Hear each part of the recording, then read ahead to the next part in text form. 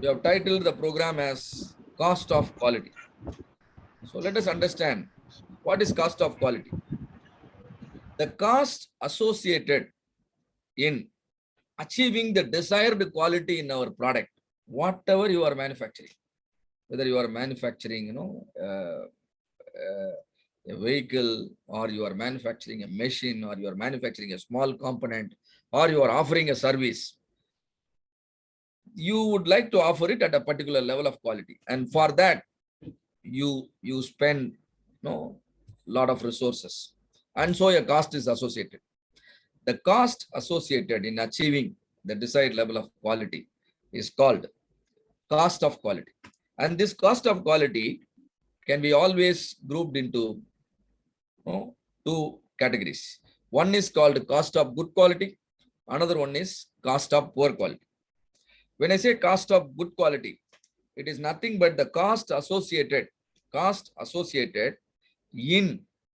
in achieving the quality. Then when I try to achieve the required level of quality, I will come across a lot of failures, isn't it? Lot of failures.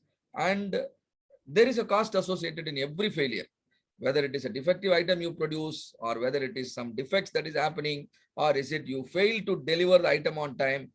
Everything, is called a failure. And there is a cost associated with the failure also.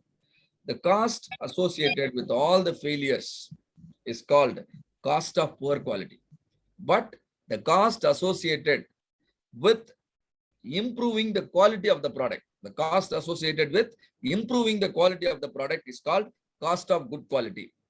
So what is that we will be doing to improve the quality?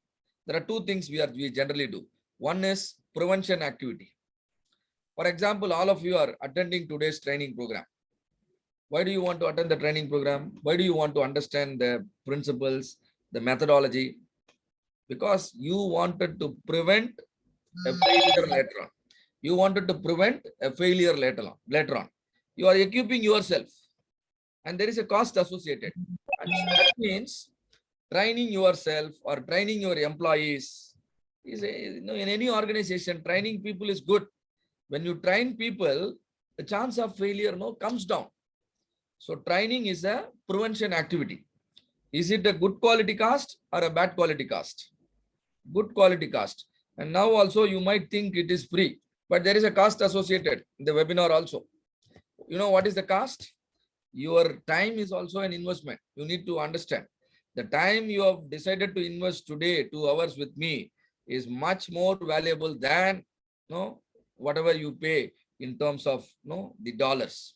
So any form of resources, it's called a cost, and that is called cost of good quality. So one thing you understood, prevention. You prepare a production schedule, you write the guidelines, policy document in your company, you have a quality management system, you write SOPs, you design your product, and you review, you conduct a lot of meetings. All of them are prevention activities. There is a cost associated, right? That is a cost of good quality. And in spite of all your efforts to prevent the problem, right? Problem anyway will happen. And so you need to have some form of appraisal in place. For example, I also wanted all of you to be on video. You know why? I want to do little bit of appraisal. Are you really listening to me? Or you are simply logging in and then doing something on the other side? So some appraisal is always required to ensure your plan is getting implemented correctly, isn't it? So you will be checking. You will take some samples, you will study the sample. Sometimes you go for 100% inspection and you calibrate your equipment, you do some maintenance, and all those things are called appraisal. It is important whether the plan getting implemented or not. How do you know? Only by doing appraisal. These two activities are called cost of good quality. That is, this is the curve here. Do you see the curve? Continuously going up. If you want more quality, then you have to do more of prevention, more of appraisal. Agree with me? You want more quality, then there will be more prevention activities and there will be more appraisal activities, and so the cost will be more. All of you understand the curve, why it is going up? Can I get a yes? Yes or no? Yes, sir. Yes. Sir. The curve is Yes, continuously yes, going up yes. because I want a high quality product. So I have to do a lot of prevention activities and lot of appraisal activities. For example, this webinar also, see here, I'm not talking just like that. I've done a lot of prevention activities, prepared the slides, and I am just introducing the concept in a specific sequence. So thereby you catch all the points. Same way, you'll be doing a lot of prevention activities to ensure your end result is great, right? But what will happen on the other hand?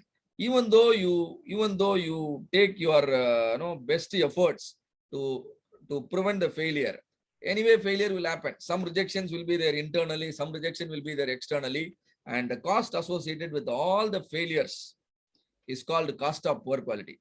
When your product quality levels are low, failures will be very high. See here, initial stages, product quality is low, your failure is at the peak. As you keep improving the quality of the product, the cost of poor quality gradually comes down. Your product quality improves and the failure cost comes down. Hope the second curve is also properly understood. Ask me the questions if you're finding it difficult, anything. And now there is another curve here. This is called total quality cost. What is this total quality cost? You sum up the good quality and the poor quality, and now the total value you are visualizing. And this will initially be high, gradually it will come down. At a particular point it will take a turn and then it will start going up, and this point is called the quality level for or the minimum quality cost. The best quality level, at the same time the cost associated is also minimum, right? See here, y axis is cost, x axis is quality. That means when I go beyond this quality level, what will happen?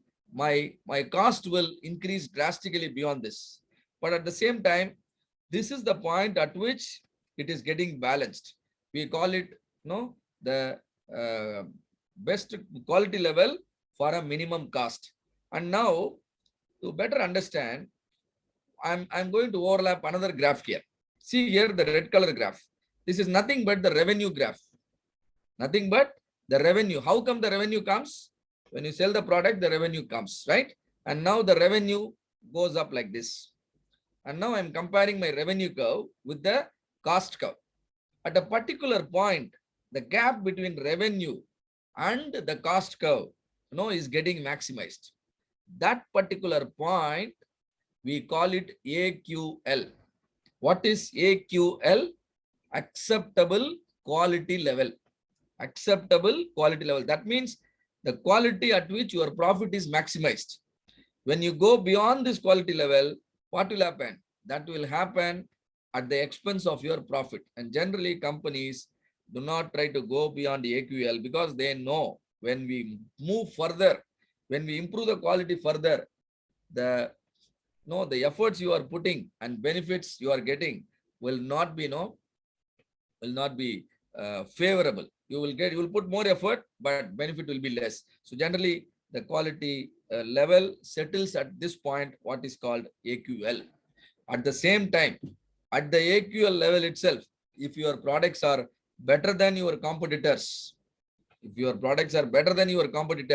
know what will happen? You will enjoy a maximum profit. At the same time, everybody will buy your product. Why they are buying? Because your quality level is better than the competitor. Sometimes what happens with some specific strategies, companies go beyond AQL also.